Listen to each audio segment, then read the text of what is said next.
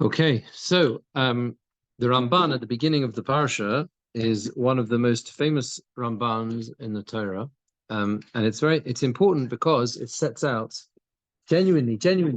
It will come back to you when I say it. When I say it, you'll know what I mean. Don't worry. But it's important, I think, because it gives an insight into the difference between the Ramban and the Rambam.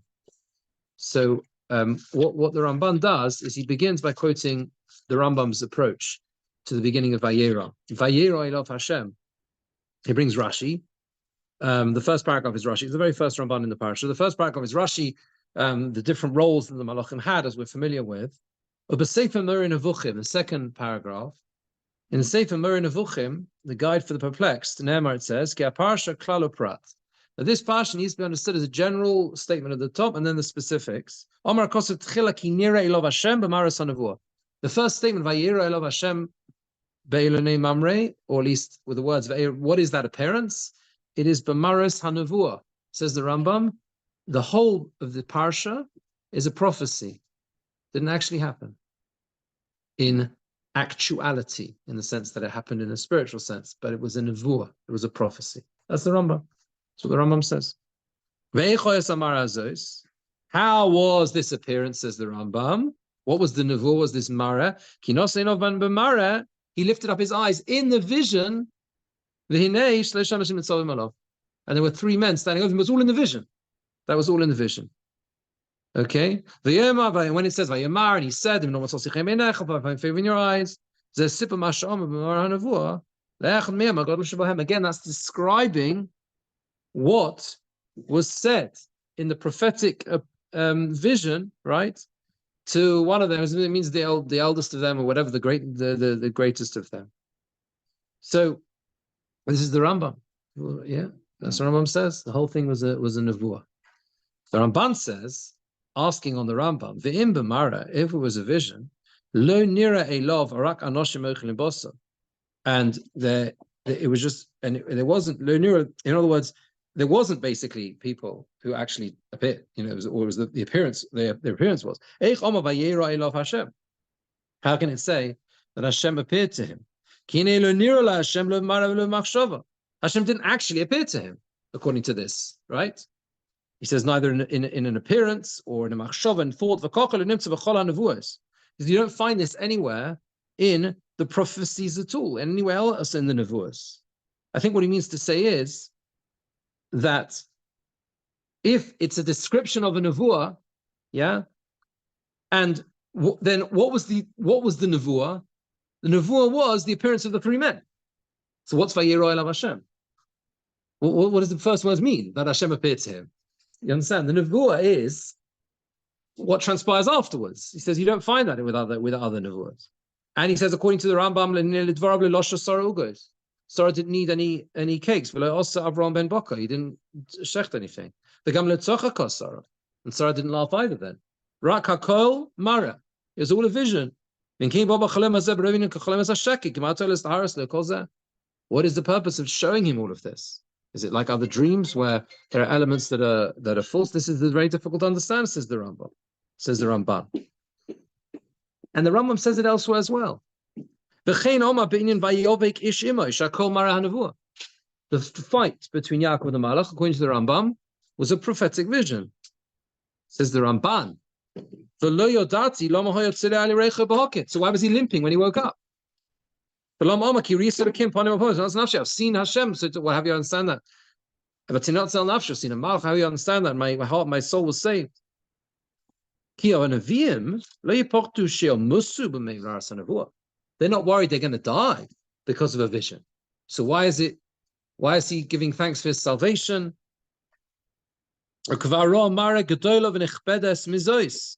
He sees Hashem appearing to him. So why should he be so afraid of this vision? And he says there's another problem as well. You'll have to say the same thing about Lot, that the Malachim didn't actually come to Lot's house. Where are you going to stop the point at which, if the Malachim come in a vision, then they're also coming to Lot in a vision? They weren't there. Yeah. They weren't really there. Yeah. And he didn't bake matzahs. According to Rambam, it was all a vision. Okay, so we can maybe say, he says, that Lot achieves the level of a nevuah. Lot, maybe he's a nephew of Avram. How can the men of Sodom be prophets? How can they be neviim? Yeah, how can they be neviim? Who told them that people came into his house? And if everything is Lot's vision and not theirs, how can it be that they press him to take his wife and to leave and to flee? And Lot, if it's all a vision, Lot was saying Sodom. He'd wake up in his bed in the morning. It's pretty profound. Yeah, exactly. He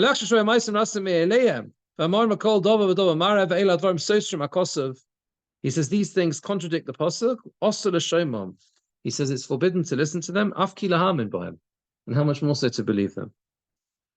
So I don't share this with you to find a resolution.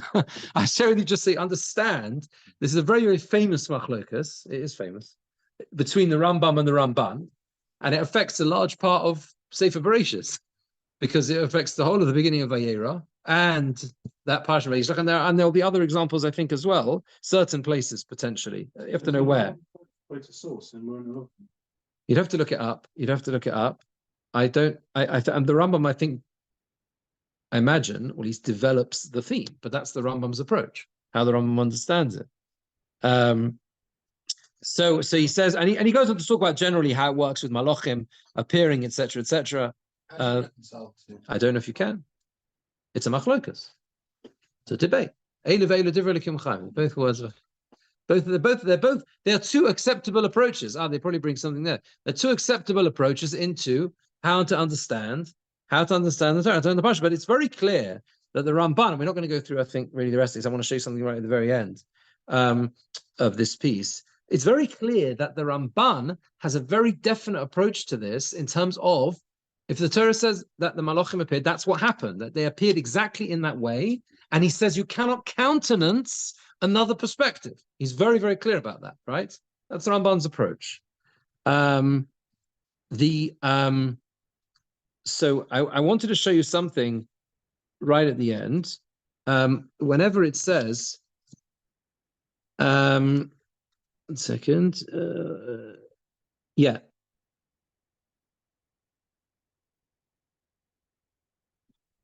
Yeah, if you look at the last 5 lines before the words Be'ela Ne Mamre, V'hinei pirush haparsha azos, right at the end of this piece.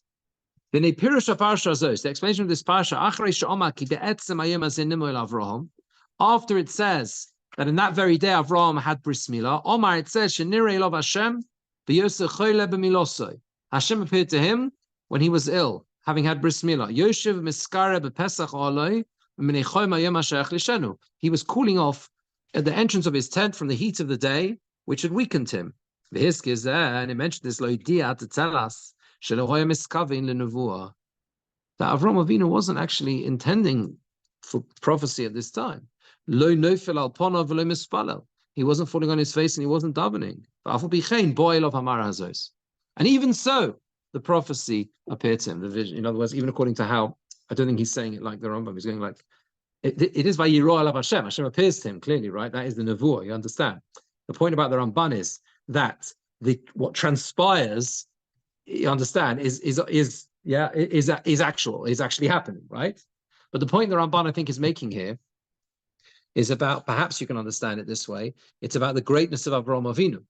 Avraham Avinu is not in a framework that is ready or has entered a state of conducive to nevuah, and yet Hashem appears to him in this particular situation and the state that he is in, and that's how it follows from that, and that's why it mentions Chaim Hayom, that he was sitting at Chaim Hayom, and then Hashem appears to him. It's suddenly, if you like, in that situation. In Lecha, communications between Hashem and Abraham, are they in any way prophetic? Or? No, we do. Again, he's not. I don't think there's a dispute over that. It is prophetic. Yeah. With Moshe Rabbeinu, it's also prophetic. right? It's all, the communication is prophetic. There's a difference. The Ramban spells that out here as well. There's a difference in the nevuah of Moshe Rabbeinu and the nevuah of the other neviim, right? But it is all nevuah. The machlokas between the Rambam and the Ramban are the events that transpire. The Rambam says that the events that transpire were all part of that nevuah, whereas the Ramban says no, those actually happen. Exactly, those actually happen. Yeah. Now, if you look at and there's a link to, you'll see Paragud Ches Posuk Zion. So when the Torah says Ve'el haBakorot Avram, to understand the greatness of Avram Avinu, like I said, the end of that last piece of the Ramban maybe can be understood that it's teaching us about the greatness of Avram Avinu, that he wasn't in a situation where he was ready for the nevuah, and then the nevuah came. If you look what the Ramban says here, it's a very short Ramban, Posuk Zion, Yudches Zion. V'tam ve'el haBakorot Avram. Why does it say that Avram ran to the calf, to the cattle, lahagid rov cheshko b'nedivus, to tell us how much he desired nedivus. Nedivus is to give, right? To give. He's a giver. He's someone who wants to be generous and giving.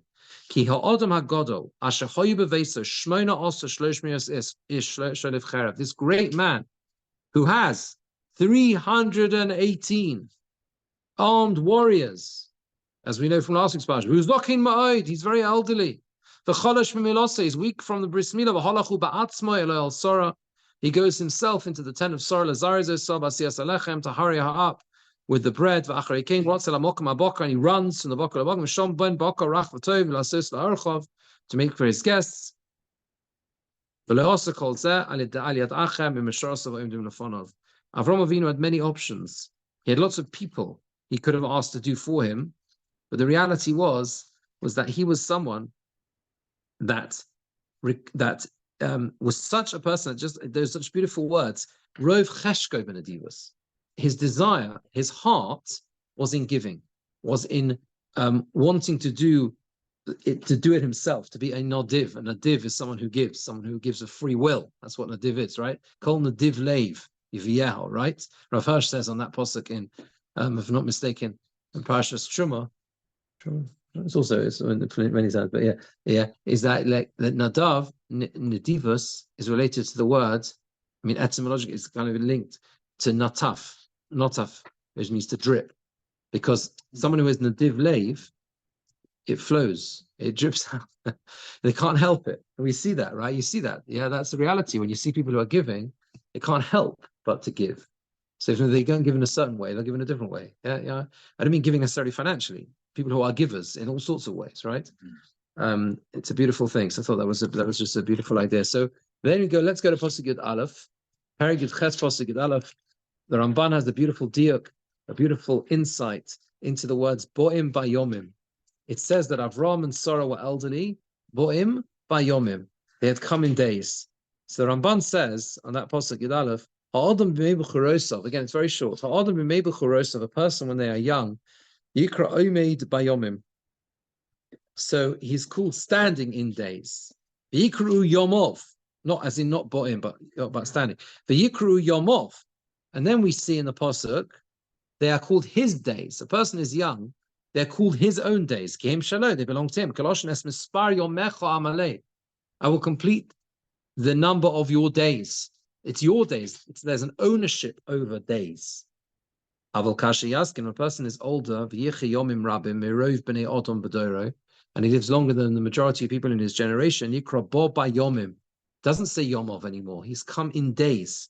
It's like he's coming to a different land. Nosea me'ir, like he's journeying from a city, or bo el ir, and come to a different city, miyom el yom, from day to day. So I think what the Ramban is trying to convey here is there's a subtle distinction in the Pasuk. When it says boim ba yomim, there is a sense that they are no longer in control of their days, right? Because the human nature is that when a person is young, they believe it's Yomov. They believe it's their own days. Only when they get to a certain stage in life do people realize that it's no longer necessarily their own days. And they're but by the grace of God, if you know what I mean. Yeah, in other words, there's a greater sense and awareness of that. Yeah. So they are boim by Yomim. They are coming in days. No, it's not their own days, and it's almost like they are beyond the days of other people. one's mortality. Correct. That's what. Yeah, exactly. That's exactly. Yeah, that's right. I think he's also implying that the Bo Bayomim is they have come of days, like they're beyond the days of most people. They are beyond those days. Yeah. And that's relevant here to show what miracle it is that Sarah would have. Exactly that. When it says Avram v'Sara Zakenim Bo'im Bayomim, that's what it means, that they had achieved that stage of life, that they were in that place.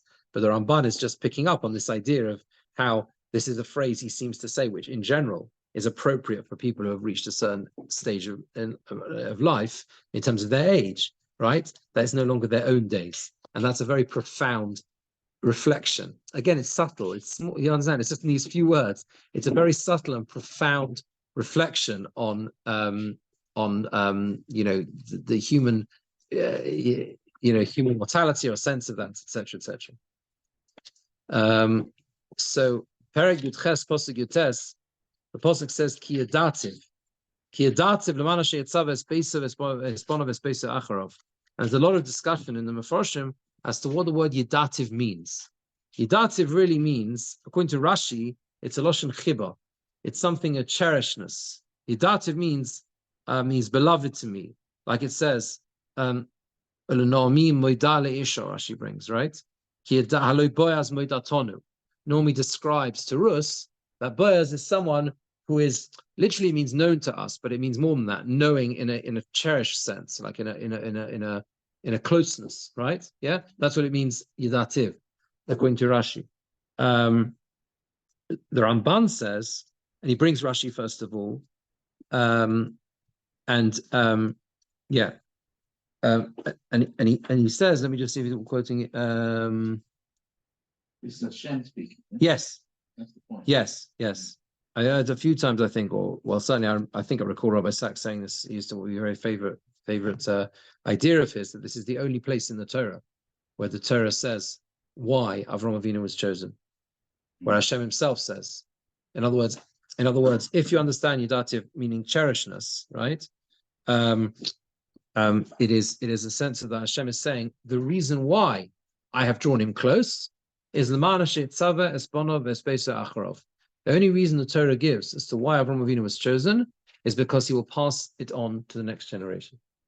Right? He will tell his children, and they will follow him, and he will tell them what to do. That's what the Torah says. Says the Ramban after bringing Rashi, v'hanochon be'enai. Here the Ramban brings out a different point. V'hanochon be'enai, and it seems incorrect in my eyes. Shehi yediah bo mamish. It means not in a sense of chiba, of closeness, but it means literal knowledge. And the hint here is Yirmos about the way Hashem's hashgacha works. That means Hashem's involvement, direct involvement with the affairs of mankind. Yedias Hashem, the knowledge of Hashem, means she'hashgachoso ba'olam hashofel. That means the hashgacha, like hashgacha protis. This means the divine involvement with the affairs of this world. That's what Yedias Hashem is. You understand? It's Yedias Hashem from Kaviyachla Hashem's perspective, right? When it says Hashem knows, because the Torah is about Hashem knowing, yes, that means Hashem's involvement in this lowly world, in the sense of knowledge. Hilishmara klolim. Generally, the involvement of Hashem, or the knowledge of Hashem, so to speak, in this world, obviously Hashem is all-knowing, but it means when you talk about a level of involvement of Hashgacha Pratis, this is to guard the klolim, which means the generalities of this world. The Gam B'nei Ha'adam, and also the people, Menachim Boi L'Mikrim, who are placed in it for occurrences, Ad Bo Eis Pekudosim, until the time comes for them to move on from this world. That's the affairs of the world, and Hashem is involved in the affairs, of course, of all the affairs of this world. Avol B'Chasidov, but when it comes to the ones who are close to Hashem, his pious ones, Yosemei Lov Liboy, Lodas Oso B'Frat, then he places his heart to know them in incredible detail, in all their specific details, Lios Shmiroso Dovka B'Tomet, so that Hashem's protection attaches to them always. Lo Tivborei Ta'yadiyav Avskira Menu Klal, the knowledge never, and the remembrance of them is never removed. The time, like it says, Le'igara Mitzadik Einov, he never removes his eyes from the righteous man, righteous person. The the Ramban is here is explaining that many times you find this in Tanakh. Ein Hashem, the eye of Hashem, Eli Re'av, is to those who fear him. And this is a very, very big subject, which we won't obviously have time to develop here and tonight. But in the context of the way Hashgacha Protis works, Hashem's direct involvement of this world, the Ramban is conveying to us here that the greater the person is, right, the more there is that direct hashgacha, so to speak, on their actions and ways and etc. and what they do, and and therefore protection of them as well.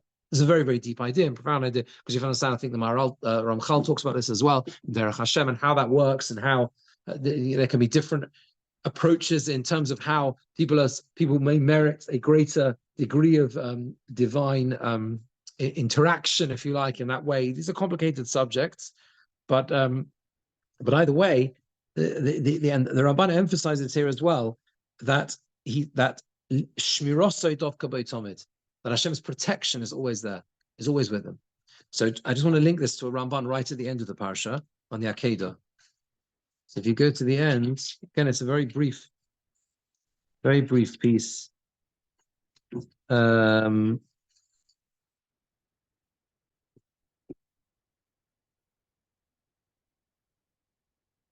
Yeah. So Posuk Tez Zayin, Perechov Beis Posuk Tez Zayin. Vayomer, and he said after the Akedah, right? He calls to him again. The Malach calls to him again in Hashemayim. Vayomer, he says, "Bi nishpati noam Hashem ki yana asher osisa sadovar hazeh v'richoshachto es bincha es yichidecha." And you didn't hold back, right? Your son from me, your only son, right? Mm-hmm. Says the Ramban. It's a bit of a question. He's already promised him.